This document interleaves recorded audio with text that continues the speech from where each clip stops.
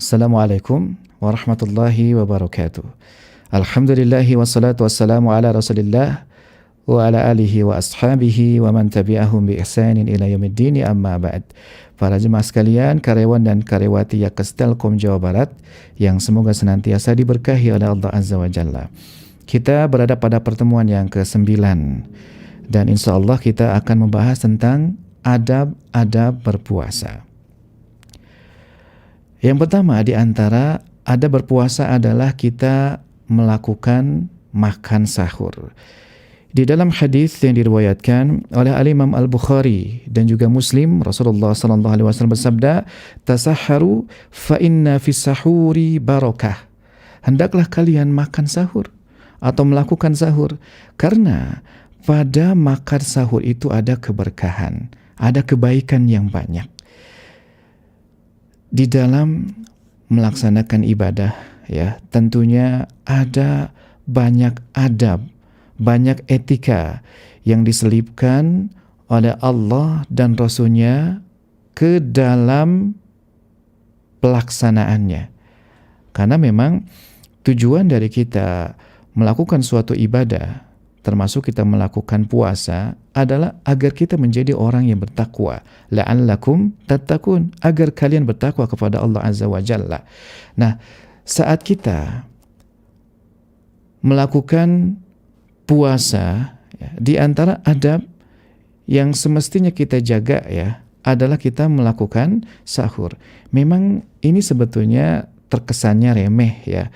Tapi kalau kita percaya, kalau kita yakin kepada sabda Nabi Sallallahu Alaihi Wasallam, maka kita akan mendapatkan kebaikan yang banyak, keberkahan begitu. Karena wahyu yang langsung menyebutkan bahwa di dalam makan sahur itu ada keberkahan, artinya kebaikan yang banyak. Ya, di antara kebaikan itu adalah kita memiliki kekuatan yang cukup begitu, ya, untuk beraktivitas seharian penuh dari mulai terbit fajar sampai kita sampai tenggelam matahari, ya, kita memiliki tenaga yang cukup begitu, ya. Kita tidak menyiksa diri dengan melakukan ibadah. Nah, makanya kita tetap melakukan sahur. Itu yang pertama. Kemudian yang kedua, dengan kita melakukan sahur, kita pun memastikan bahwa diri kita ini beribadah puasa dalam keadaan menjaga ketakwaan kita kepada Allah Azza wa Jalla. Mengapa bisa begitu?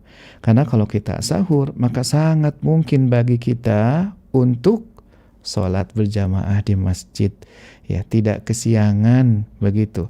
Lain cerita kalau orang yang tidak sahur, bisa jadi dia kebablasan begitu, barangkali bahkan mungkin dia tidak berniat untuk berpuasa begitu, dia lupa. Atau misalkan dia tidak sholat berjamaah, bahkan bisa jadi dia kebablasan begitu kan, bukan hanya tidak sholat berjamaah tapi juga tidak sholat subuh. Naudzubillahi min dzalika. Maka kebaikannya banyak sekali.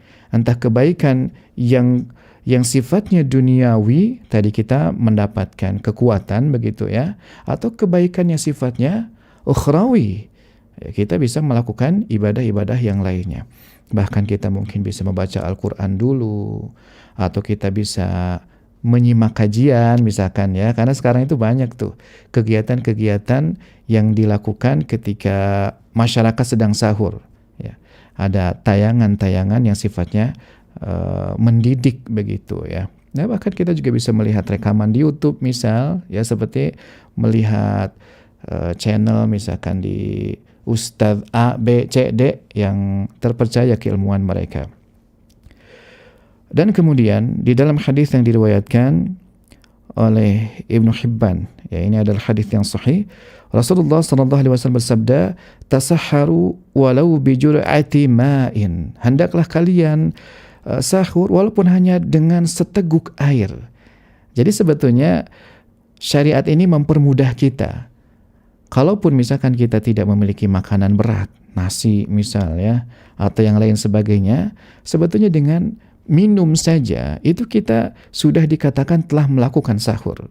Satu, kita memiliki tenaga lebih, ya, dengan asupan cairan. Yang kedua, itu memastikan bahwa diri kita bangun lebih awal, walaupun hanya dengan seteguk air. Itu tidak masalah. Dan kemudian di antara sunnah nih yang berkaitan dengan sahur adalah kita mengakhirkan sahur kita. Jadi jangan sampai nih dibalik ya, untuk sahur diawalkan, untuk buka puasa diakhirkan, enggak. Seharusnya adalah untuk sahur diakhirkan, adapun untuk buka puasa itu diawalkan, bersegera. Di dalam hadis yang diriwayatkan oleh Al-Imam Al-Bukhari dan juga Muslim ya, dari Anas, dari Zaid bin Thabit, dia berkata bahwa kami pernah makan sahur bersama Rasulullah SAW. Setelah itu beliau langsung berangkat salat. Aku bertanya, berapa lama jarak antara azan dan sahurnya Nabi SAW? Maka beliau pun menjawab, kira-kira sama seperti bacaan 50 ayat. Baca 50 ayat itu nggak akan 30 menit, ya, nggak akan sampai 1 jam begitu. Sedikit sebetulnya.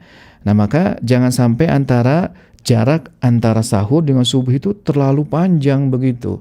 Karena bisa jadi nanti orang tidur lagi kalau seperti itu. Kekenyangan, tidur lagi, di samping tidak baik untuk kesehatan, juga malah terlambat jadinya, sholat subuh terlambat. Bahkan bisa jadi dia tidak sholat berjamaah ke masjid. Itu malah menjadi tidak baik seperti itu ya. Ustadz, misalkan, kalau seandainya kami atau saya mengakhirkan sahur, gimana kalau ternyata nih pas saya sedang minum atau sedang pegang makanan, keburu adzan. Rasulullah SAW bersabda dalam hadis yang sahih ya dari Abu Dawud dan yang lainnya, "Idza sami'a ahadukumun nida wal ina'u 'ala yadihi fala yadh'hu hatta yaqdi hajatahu minhu." Jika salah seorang di antara kalian mendengar azan sementara wadah minum atau wadah air sedang dipegang oleh tangannya, maka jangan dia letakkan wadah itu sampai dia menyelesaikan kebutuhannya. Ya, jadi kalau kita nih sedang pegang kolak misal, atau sedang pegang minuman atau jus gitu ya, kemudian adzan terdengar, apakah boleh kita menyelesaikan dulu minumnya? Jawabannya adalah boleh. Ini adalah pengkhususan, rukhsah, ya, keringanan dari Nabi SAW. Hukum asalnya, ketika sudah terbit fajar, sudah masuk waktunya subuh, maka kita sudah diwajibkan untuk imsak. Artinya menahan diri dari makan, minum, dan segala hal yang membatalkan puasa. Tapi khusus bagi makanan, minuman yang sedang dipegang itu boleh diselesaikan. Ya, ini ada sabda dari Rasulullah SAW. Dan kemudian adab berikutnya adalah menahan diri dari ucapan-ucapan yang kotor, menahan diri dari pembicaraan yang tidak bermanfaat, dan juga menahan diri dari hal-hal yang bertentangan dengan hikmah disyariatkannya saum. Di dalam hadis yang diriwayatkan oleh Al-Imam Al-Bukhari dan juga Muslim, Rasulullah SAW bersabda, "Idza kana yawma sawmi ahadikum fala yarfuth wala yaskhab wala yajhal. فَإِذَا شَاتَمَهُ أَحَدٌ أَوْ قَاتَلَهُ فَلْيَقُلْ إِنِّي صَائِمٌ." Ini hadis sebetulnya sudah kita bahas ya kemarin ya, atau di pertemuan sebelumnya. Jika salah seorang di antara kalian sedang berpuasa, maka jangan dia melakukan rafath, ucapan-ucapan kotor ya, ucapan-ucapan cabul begitu, termasuk di dalamnya juga berdusta, itu dilarang. Wala yaskhab, dan jangan dia berbuat gaduh, berteriak misalkan ya, memaki orang, berantem begitu, berdebat, itu enggak boleh. Wala yajhal, dan jangan dia berbuat bodoh. Fa idza syatamahu ahadun aw qatalahu falyakul inni shaimun marrataini. Jika ada orang yang mencaci dia, memaki dia, atau mengajak dia berantem, maka cukup katakan aku sedang berpuasa. Katakan 2 kali. Nah, kenapa adab ini mesti kita jaga? Karena kalau tidak, bisa jadi puasa kita tidak bernilai sama sekali di hadapan Allah Azza wa Jalla. Iya, puasa kita tetap sah, karena puasa batal dengan 6 hal yang sudah saya bahas di kajian sebelumnya ya. Makan, minum, muntah dengan sengaja, begitu, haid, nifas, itu yang membatalkan puasa. Tapi ingat, ada juga yang membatalkan pahala. Di antaranya adalah rafath, ucapan kotor, ucapan dusta, ucapan cabul ya. Di antaranya adalah berbuat gaduh, berbuat keonaran.